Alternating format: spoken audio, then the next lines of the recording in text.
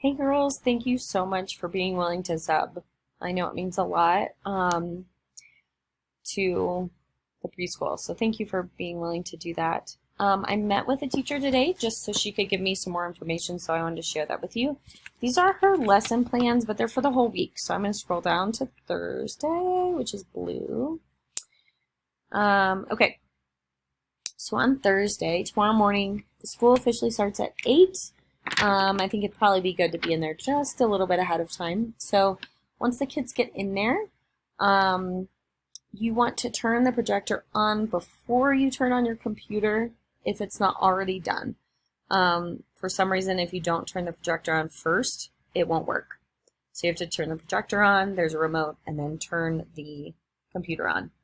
So then after that, you're going to do like their little morning routine. So they usually do like a days of the week song. She said you can, like, if you know one, you can use that, or you can like YouTube a days of the week song, and then sing that with the kids. And then there are like helpers for different like parts of the classroom, so you can go over the helpers for the day, because you'll use the calendar helper after you do the days of the week song for them to put the day of the week on the calendar. And she did tell me, like, the kids know the routine really well, so I think if you say, like, hey, we're going to do I need the calendar helper, they should know what to do. After that, you can sing the ABCs, or if you don't want to sing them, you can do a video. And then after that, you're going to start Bible. And so that's till about 8:15 in the morning. The lesson is about Jesus growing up. And so what you'll do is you'll ask the student to practice their Bible verse. It's on the board at the top. And then you'll ask them individually to tell it to you. So you'll just call on each student individually. They're going to recite the verse to you without looking at the board. And then after that, you're going to play this little video, and then you're going to ask some questions to the students about their comprehension. So like, how old was Jesus? Who is he talking to? Who are they talking about? You know, just this stuff here. Then you're going to ask them to draw a picture about the video with their markers on a white piece of paper, and she put half sheets of paper on the desk for you guys to pass out and use. After this, you can do a short brain break. So if you've heard of Go Noodle, if you just Google Go Noodle, there's a ton of little videos. Or you could do Simon Says, or something, you know, a little game. She said sometimes she has the kids like go outside and run to the other side of the playground, or like the soccer field, all the way across and run back. So just kind of depending on what you think they need, be creative and have fun. Okay, then for ELA, it's from 8:15 to 10.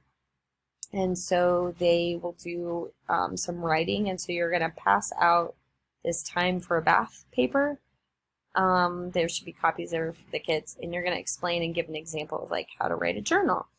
And so you're going to have the students write 4 sentences about what they do in a bath, or what they do if they had one, because a lot of kids don't have a bath. So she gives some examples here of like what you could do.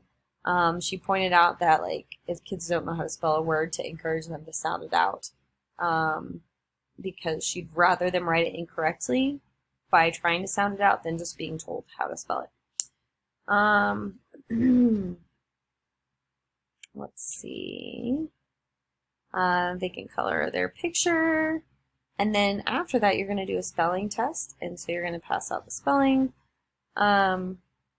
spelling test copy, and you're going to have them practice spelling words before they take their test. So if you just like kind of practice them on the board, or call on a kid and say, spell this word. And then once that's done, you're going to erase it. There's a helper to pass out their screens, I guess, so they don't cheat. And then the teacher, you guys, will read the words to the kids, and they're going to spell them on their spelling paper. And then I guess she'll collect them. And then it says to add this part here, so the student will choose 3 words from the spelling test to make sentences with, and write those on the back of the page. Okay, they get a snack time from 10 to 10. She said this time, like if you finish spelling test like 5-10 minutes early, like you can do the snack time at that time. Like It can be 15 minutes if you need to fill up some time. That's fine. Math, 10:10 to 11:10. So they're going to first do an application problem. So you're going to go to page 101 of their student book, and the kids will know where these are. But you have to read it to them because they can't read very well. And then after that, they're going to sit on the floor, and you're going to use the teacher book on page 203 to 204, and you just like follow the script on that page. And you might need linking blocks and a whiteboard, which she had the linking blocks out, and I think the kids would know where the mini whiteboards are. I don't know if it's mini whiteboards or if you use a regular whiteboard. She didn't specify, but I'm sure that you will figure it out. After you do the teacher script, then the kids go back to their places and they work on pages 103 to 105, but you'll have to read the problems to them since they don't know how to read. Then from 11:10 to 11:45, this will be your last thing that you'll do.